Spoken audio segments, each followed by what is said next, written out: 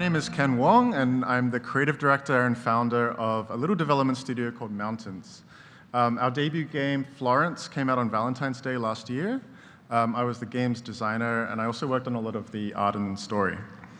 I'm excited to be here today to share with you some of the things that I learned from working on this game. And there's lots of spoilers coming up, so I hope that you've all played the game. I have a lot to talk about, so we're probably not going to get time for questions, but I'm going to stick around in the breakout alcove later on. So if you want to follow up with me, just hang around and we'll go out there. And please remember to fill out your feedback surveys afterwards. So the plan for today, first of all, I want to talk about the setup of this project, like how it came to be. Next, I'd like to talk about the evolution of the game idea as it changed quite a lot throughout the development. Then we're going to look at some of the highlights of the narrative design and the interaction design. And I'd finally like to wrap up with sharing a couple of the other takeaways and lessons. But first of all, let's talk about how this project came to be. So 5 years ago, I had the great privilege of working on Monument Valley as the lead designer for us two games. Monument Valley is kind of an unconventional mobile game in many ways. At 90 minutes, it's a very short game. It looks like a puzzle game, but it's actually really easy, and it's more about the journey than the reward at the end. It's a quiet and a relaxing experience. And from top to bottom, we designed this game not for gamers, but for people that don't usually play games. And the game's success gave me confidence that mobile players want high-quality experiences. It gave me the confidence in myself as a designer and my ability to make bold design decisions. I decided that the next challenge that I wanted to take on was starting my own studio. So 3 years ago, I moved from London to Melbourne and started Mountains. This is our producer, Kamina, myself, programmer Sam, and lead programmer Tony. Because of the success of Monument Valley, I was able to secure a partnership with Annapurna. And at the time, their new interactive division had not yet released any games. But the team included former members of Sony's Santa Monica, who published Journey, Hohokum, and more. When I met with them, I felt like we shared the same goals, to make beautiful, unique games. So we signed up. And I faced a lot of challenges when I was starting the studio, but fortunately, funding and publishing were sort of taken care of from the start. In my opinion, many of the aspects of how we made games at us two worked really well for a certain type of game. And I wanted to carry these over to my new studio. Probably the most important of those is lots of iteration. We want to make innovative games, and often that means taking a couple of tries to get something right. Our planning includes lots of room for failure because failure helps us gain the knowledge and understanding about the thing that we're making. To support this process, we do a lot of user testing. We're not especially rigorous about it, just friends and other game developers who come to visit the studio. But we don't usually tell these playtesters anything about the game, and we don't tell them how to play. They should be able to work all of this out from the game itself as they would as a regular customer. And lastly, we think that short games are okay. It's okay to make shorter experiences. Monument Valley taught me that there are many busy people out there that would rather have an experience that's short but higher quality throughout. I had hoped to keep productions short and tight at Mountains. I actually wrote into our employee handbook that Mountains would ship a game roughly every 12 months. And this is how Florence actually turned out, 22 months. The first 6 months could be described as a period of ideation. We went through several different prototypes just to figure out what game we wanted to make. It then took a further 9 months before we could play through this game, this experience from start to finish, and to learn how to make a good chapter of Florence. And then finally, it took about 7 months of revisions and polish to bring the game to launch. When I started Mountains, I didn't have in my mind, a particular game that I wanted to make. Now, of course, over the years, I'd built up a long list of game ideas that I would love to make one day, but I didn't know which one of these would be a great fit for this team with this budget at this time. I think having a clear vision for what you want to make can be a great benefit, but I also think it's valid to find the idea organically through a process of experimentation and discussion, and that was the case with Florence. Instead of a game, I had a starting point, an area for investigation. And what that was manipulation of 3D objects on a touchscreen. I feel like a handful of games have actually pulled this off, including The Room and Shadowmatic. But I wanted to see if we could find our own solution to this particular challenge. Our first prototype to explore this was called Parade. Parade could probably have become a decent game, but I realized I wanted more than just solid mechanics and good level design. I wanted to make an emotional impact. So our next prototype included a more human element, human heads. The idea was to put human heads together like 3D jigsaw puzzles or like Rubik's Cubes. I thought that this mechanic would allow us to explore identity and psychology.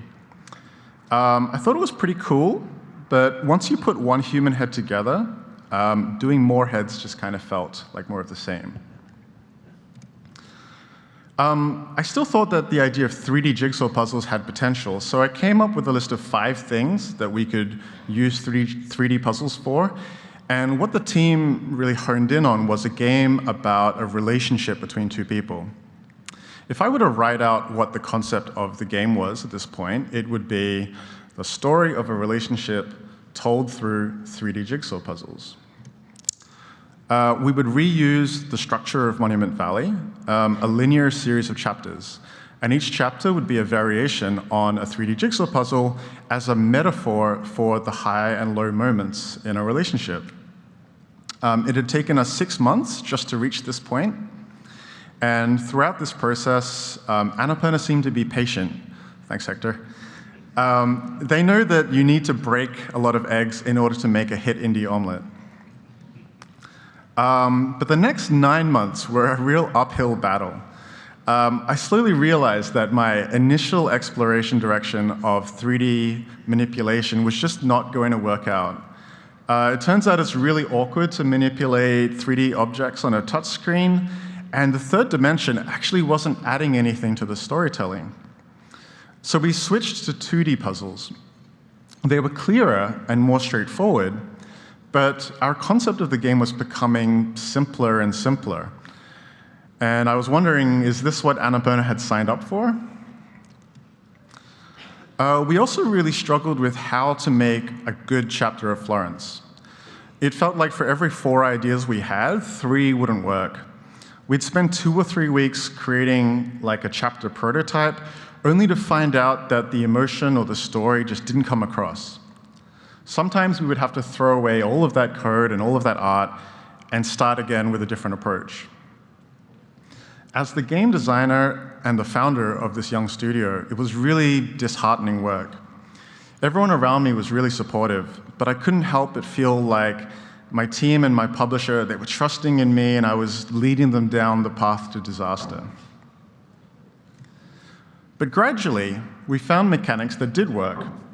A few chapters started to feel really strong, like they would actually make it into the final game. More and more levels started to not be jigsaw puzzles at all, and we opened ourselves to using whatever mechanic was needed in order to tell that story beat.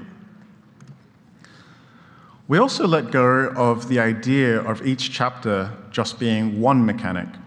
Instead, each chapter became like a container that could contain one mechanic or several, interspersed with non-interactive image panels. The game kind of began to resemble a cross between WarioWare and an interactive comic book, and I began to use storyboards like these to plan the chapters. You could now describe the game as the story of a relationship told through different touch screen mechanics. In July of 2017, 15 months since we started the company, we could finally play through the game from start to finish in a very rough form. It wasn't good yet. Many of the emotional beats just didn't land, and the ending just didn't feel right. But I now had a complete first draft that worked well enough that I could reflect upon it and start improving. And at this point, I was confident that some version of this game would actually ship. Let's rewind a little bit and talk about narrative. I personally don't enjoy most narrative games. I don't have anything against them, they're just not my cup of tea. But sometimes not being a fan of something can be an advantage. Game designer Zach Gage does not like word games, so he made a word game that he felt addressed some of the genre's shortcomings. The result is Spell Tower, which is really, really good. So sometimes I think a skeptic or an outsider is able to find a different way of doing things, perhaps an approach that the genre enthusiasts missed. So when I talk about narrative in Florence, I'm really coming from the perspective of someone who doesn't enjoy most narrative games, but who loves other forms of narrative, like film and podcasts, and all forms of visual storytelling. One of the first tasks to do with narrative was to cast our two main characters. My first instinct was to try and make them as blank as possible. Maybe never give them names, and no particular character traits, and make them ethnically ambiguous. I thought at the time that making them as generic as possible would sort of make them as relatable as possible to the widest audience. I can't remember how we got the idea in our head to go in the opposite direction, to make these characters very specific. Perhaps we found it difficult to write a story for characters with no personalities, or maybe we just realized that creating an average person is just impossible. I found guidance on this topic in an interview with Constance Wu about her television show Fresh Off the Boat. She talked about the impossibility of representing all Asian Americans in just one show. The pressure only existed because there was only one show depicting the Asian American experience. But what they could do was tell an authentic story about one particular Asian American family. By making these fictional characters specific, detailed, flawed, deep characters, they honored the complex and the varied lives of real Asian Americans. So, as the primary writer, I decided to fill the characters with details from my own experiences and those of my friends and family. Establishing our characters' ethnic backgrounds helped anchor their identities and inform their relationship. Like me, Florence was born in Australia to ethnically Chinese parents who emigrated from Malaysia. Her surname, Yo, is my mother's maiden name. Like many of my female Asian friends, Florence has a sometimes tense relationship with her mother, who she only speaks to in Cantonese. Krish, on the other hand, is Indian Australian. I love the idea of a dark-skinned, hairy, creative guy being our object of desire. Krish's family is based on the family of a Sri Lankan friend from high school, and his surname comes from one of our producers at Annapurna. My South Asian friends all told me that Krish would probably be very close to his family. So Krish introduces Florence to his family early on in the relationship, while Florence keeps the whole relationship a secret from her mother. Our couple happened to be two people of color, of different faiths, and they're the children of immigrants. This is such a mundane, ordinary thing in Australia, which is where we made this game and where the game is set. Believe it or not, we exist, we have lives, and we fall in love. It's so normal, and yet this representation is meaningful because we're still not used to seeing people of color and people of different faiths as the central characters in the stories that we tell.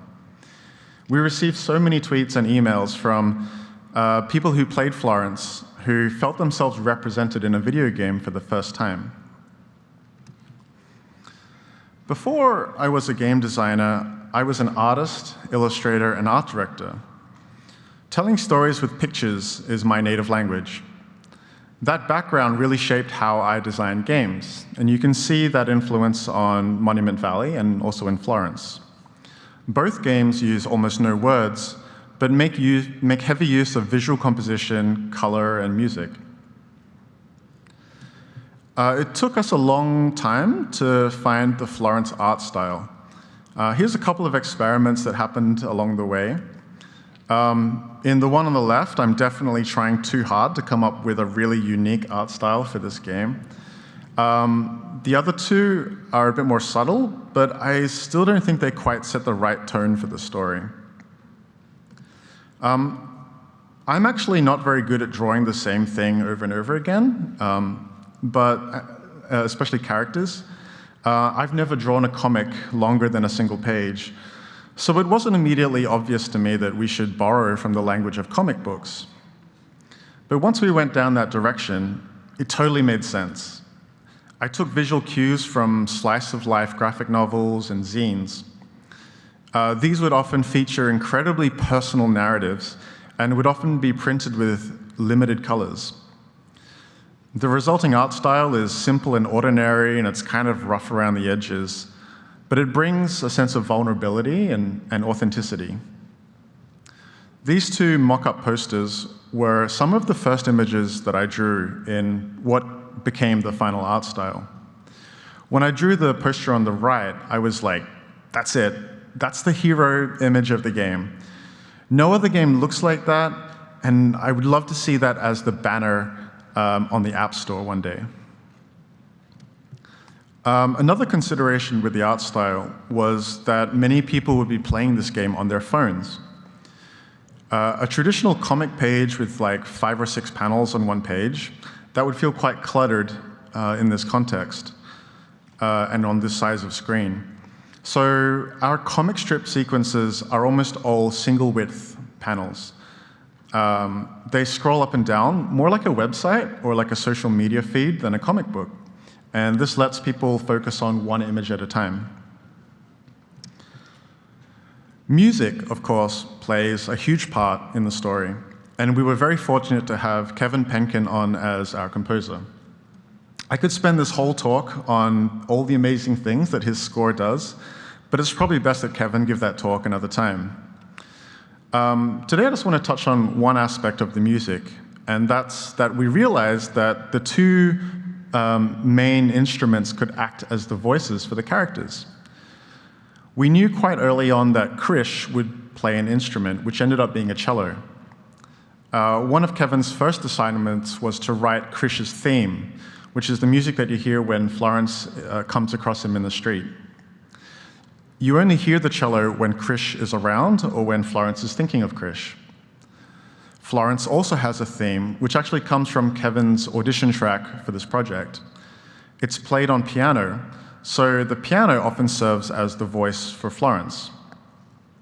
When it came time to write music for the character's first argument, I asked Kevin to just write a cello and a piano having an argument, and it just worked perfectly. A few months before launch, we had 2 curveballs to do with the narrative that we had to deal with. The first was a conversation that we had about gender and sexuality. Annapurna asked us if we would consider allowing the player to play as either a male or female version of the main character. And the player would also be able to pick the gender of the love interest. Only the art assets would change, and the story would otherwise remain completely identical. Creating 2 different sets of assets for these 2 characters would extend production, so Annapurna was prepared to increase the budget. And I was a bit shocked. I didn't expect a publisher to ever propose increasing the scope and budget of our game. Internally at Mountains, we had discussed the topic of gender at the start of the project. Arriving at a female protagonist and a male love interest was the result of many different considerations. For example, as the primary writer, I wanted to write a straight couple because those are the experiences that I know firsthand. We liked having a female point of view character to add to the underrepresented field of female protagonists in games. And we liked the idea of a male person of color as the love interest, as they're also underrepresented, and it helped us avoid the trope of the manic pixie dream girl. But Annapurna's suggestion asked us to revisit all of these decisions. I think there's definitely a game to be made in the same mold as Florence, but with gender options. Is that a better game? Does it tell a better story? I don't know. Every member of our team cares about representation, but as the designer, I'm not sure if making this change late in the game would have been the best way to achieve that. In the end, I made the call to stick with the path that we were on and only a few months away from completing. I had really come to know these two characters, and I really wanted to see their story through to the end. The second late development was the rewriting of the ending. Since the beginning of development, the story had always been about two people coming together, breaking apart, and then, 30 years later, meeting again by chance. And we even prototyped this ending. I wrote this version of the story when I was recovering from a really difficult breakup.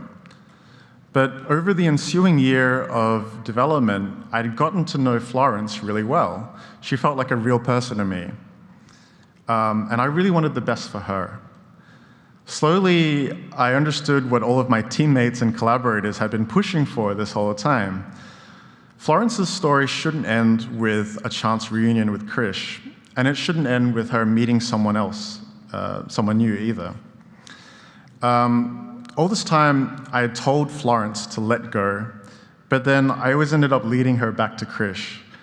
It turns out I was the one who needed to let go of this ending that had been so personal to me that I once thought was the reason that I wanted to tell a story at all. This part of Florence's life needed to end as it began, with Florence by herself. But because of the time that she shared with this really amazing person, she became more confident, more independent, and more fulfilled. So how do we say goodbye to Krish? I really felt that was important. The last time that we saw him, he was packing up his things on a rainy day, and he left his toothbrush behind, the worst. So I wrote this tiny little goodbye. As Florence is clearing out her office, ready for the next stage in her life, she finds an old photo of Krish. Florence smiles. It's a happy memory. We hear cello for the final time.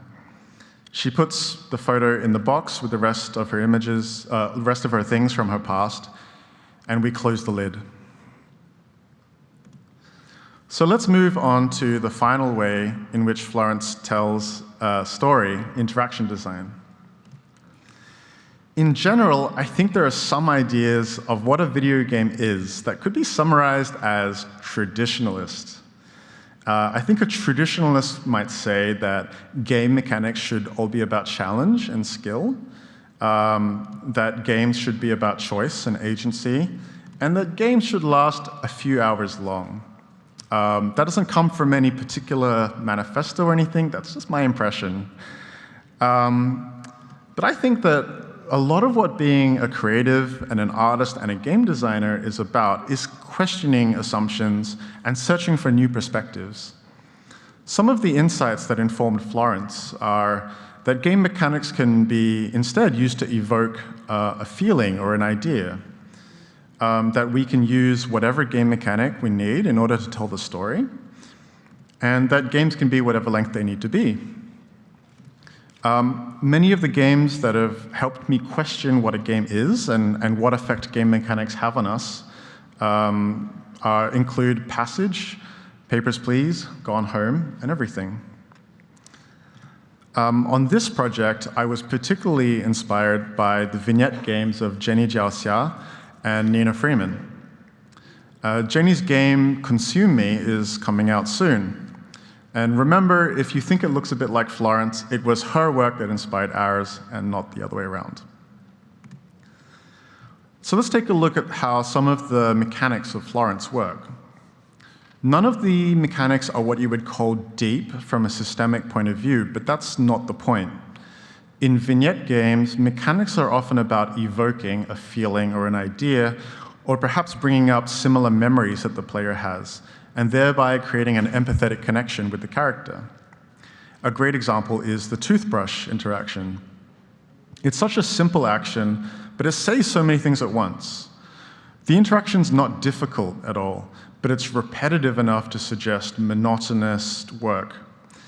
The presence of a progress bar signifies gamification, as if Florence is living life for the sake of arbitrary completion.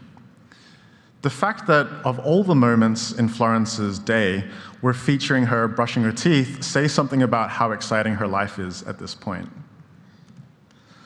Many of the interactions in the game are simplifications of what we do in real life, perhaps even the things that we do on mobile devices.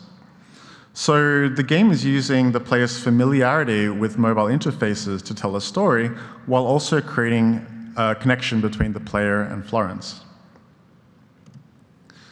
Other interactions in Florence are more abstract or are activities that are metaphors for what's going on emotionally with the characters. One example of that is the chapter called Fragments. The player has to tear up an image of Krish piece by piece, but it's a metaphor for Florence losing Krish from her life. This is where the touch screen can be so powerful. The player is actually having to tear Krish apart with their bare hands. In this chapter, we wanted to convey that Florence is really nervous for her first date with Krish. Forming a speech bubble out of puzzle pieces requires just enough brain power and just enough time to make the player feel like it's taking effort for Florence to think of the right words to say to Krish. The resulting speech bubble itself is a colored shape with no words in it, and this suggests to the player that what's important is not what was said, but what it took to say it. Krish, on the other hand, responds pretty quick, as if he's relaxed and confident. As Florence and Krish go on more dates, the puzzles get easier, and the player applying the metaphor understands that Florence is becoming more comfortable around this person, and the words are flowing easier. We found that revisiting mechanics was a great way to show that the characters or the relationship had undergone change. Here we see a different take on the speech bubble mechanic when Florence and Krish are having their first big argument. We're still creating speech bubbles out of pieces, but the shape of the pieces and the way the characters talk over each other produce a very different feeling. The final two chapters of the game are sort of a best-of compilation of all the mechanics from the rest of the game. It's as if Florence and the player are using everything that they learned along the way in order to complete this phase of Florence's life. Finally, I'd like to talk about some of the takeaways I have from working on this project. I'm very proud of what our little game accomplished. The success of Florence was enough for Mountains to secure new projects. So our little studio will continue to exist and to grow, and for that I'm really, really grateful. But despite all of the awards that it's won and all the wonderful reviews and word of mouth, thank you all, Florence only did sort of okay. It made its money back, and then some. We could afford to raise our salaries a little and do a little sponsorship. But we're not at the point yet where we can completely fund our next project by ourselves. It makes me wonder how premium games fare when they don't win Apple Design Awards or when they don't get constant featuring on the App Store. I think if your business plan is based around premium mobile, you're up for a really tough challenge. I don't know if that's any more challenging than standing out in the free-to-play crowd. Some industry commentators would say that Game Pass-style subscriptions will be the next big thing, but we'll have to wait and see who that benefits. A couple of stats. iOS makes up 88% of sales and Android 12%, but note that Florence is not yet out on Android in China. Speaking of China, China is our biggest market on iOS by far, over 40%. That's almost double the next biggest country by sales, which is the US. So China is a massive and important market. Just a couple of anecdotal player patterns, very briefly. We didn't expect that couples would play this game together, but we saw that happen with our demo, and then saw that continue on with the full experience. We heard of people that played Florence just after a breakup, and that sounds really painful to me, but we heard that it helps the healing process. Some parents told us that their kids played Florence, which is not something that I expected. Like, I thought that it would be a nostalgic look back on dating, and I didn't really anticipate the effect of people, playing Florence before they had started having relationships. Many people told us that they played Florence on the plane or in public transport, and they usually shared this because the game made them cry. And I couldn't help but notice that a lot of these stories about crying came from men. I think maybe this would surprise some people because they'd think that Florence was sort of a game more targeted towards women, but I think this signifies that men are actually more than open to having emotional experiences in games and sharing that. Oh yeah, men cry too. Almost out of time. This is not Florence, this is A Gay's Life, a free web game made by Huang Gaole, a 27-year-old developer from China. A Gay's Life borrows heavily from Florence's art style and mechanics, but it tells its own story, that of a man discovering his sexuality against the backdrop of Chinese family and social dynamics based on Huang's own experiences. Unlike Florence, it introduces the element of choice and makes heavy use of text. It's only available in Chinese and has been played more than 1.6 million times. This is the greatest impact that I could have hoped for someone with less privilege and resources than us, to be able to benefit from our work and use it to tell their own story. I don't feel particularly possessive over any of the techniques or insights that I've discussed today, so if there's anything in Florence that you feel is useful for you and your work, please feel free to borrow, adapt, or steal. Right now, games could use a wider variety of stories from a wider range of creators, and we couldn't be happier if Florence helps people achieve that. Thank you very much.